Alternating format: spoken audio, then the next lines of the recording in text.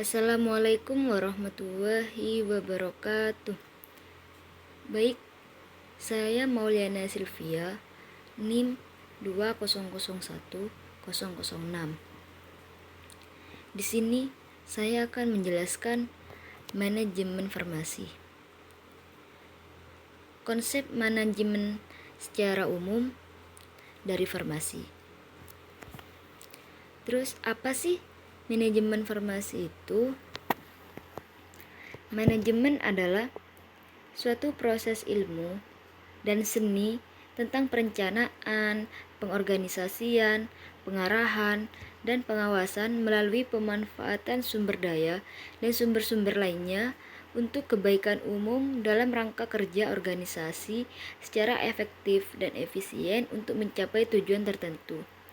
Ilmu manajemen dibutuhkan pada setiap tingkat, termasuk tingkat yang lebih bawah.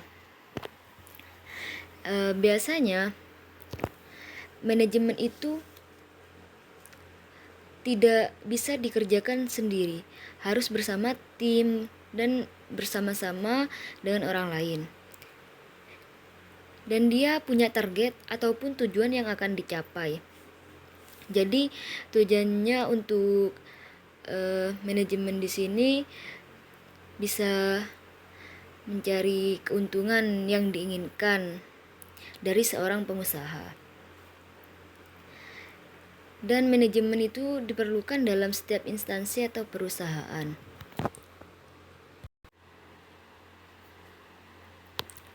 Lalu, mengapa sih farmasis itu perlu belajar manajemen? Jadi, seorang farmasis di sini perlu belajar manajemen. Yang pertama itu karena obat di sini merupakan bagian hal terpenting dari hubungan antara pasien dan layanan kesehatan.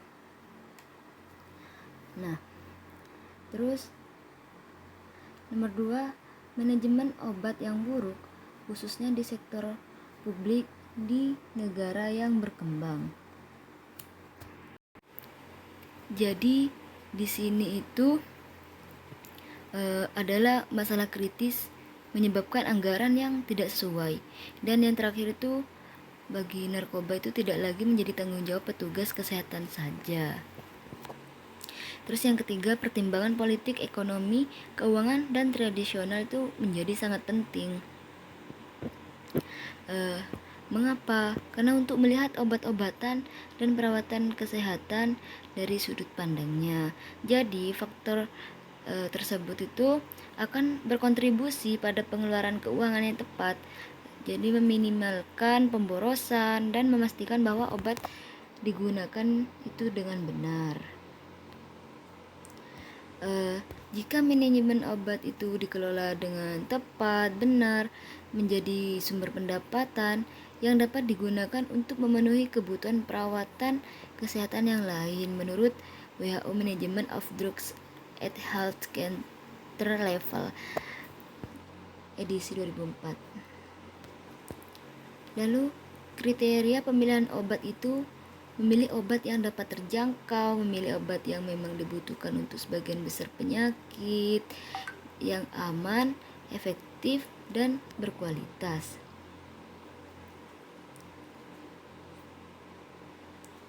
Mengapa sih obat harus disimpan di ruangan yang aman? Karena dirancang khusus untuk menghindari kontaminasi atau kerusakan, menghindari kerusaknya label, menjamin kualitas dan potensi, mencegah pencurian atau kehilangan, dan mencegah serangan hama. Jadi obat itu harus disimpan di ruangan yang aman.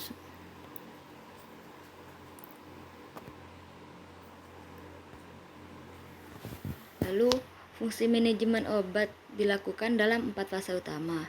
Yang pertama itu pada pemilihan obat, yang kedua itu pengadaan obat, yang ketiga itu penyimpanan obat, yang keempat itu penggunaan obat yang rasional.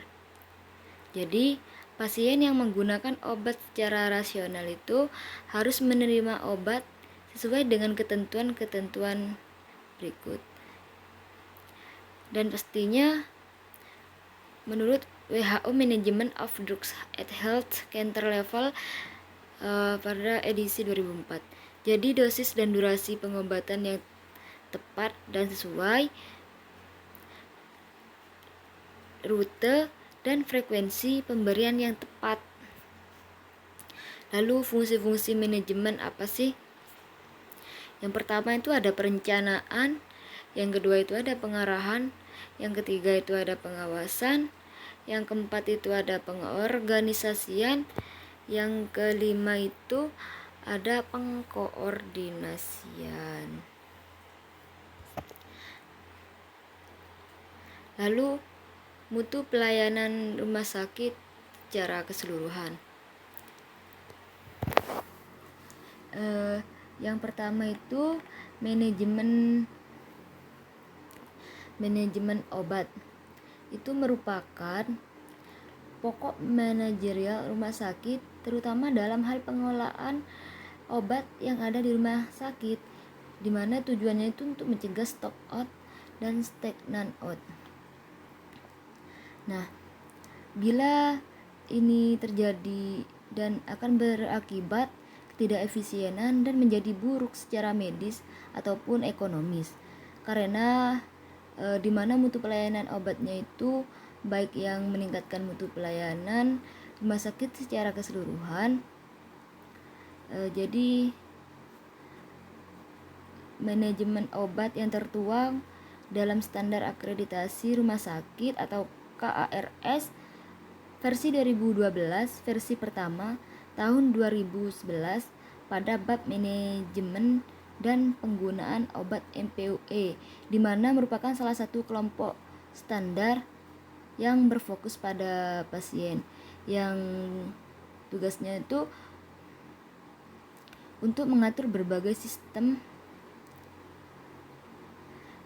yang saling berkoordinasi dengan dan multidisiplin ilmu. Seperti itu ada menyeleksi dan mengadakan, bisa menyimpan, memproses dan menyalurkan, serta bisa pemasukan dan pengeluaran, ataupun menyiapkan dan memantau obat.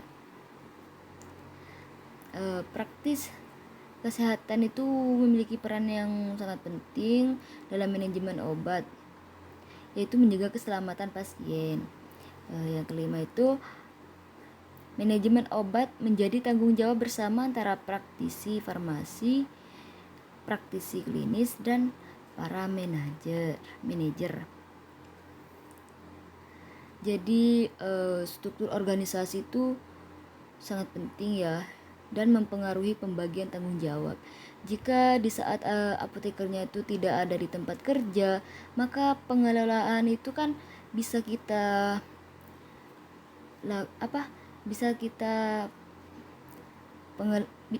diolah, bisa dilakukan oleh mediklinis sesuai dengan kebijakan rumah sakit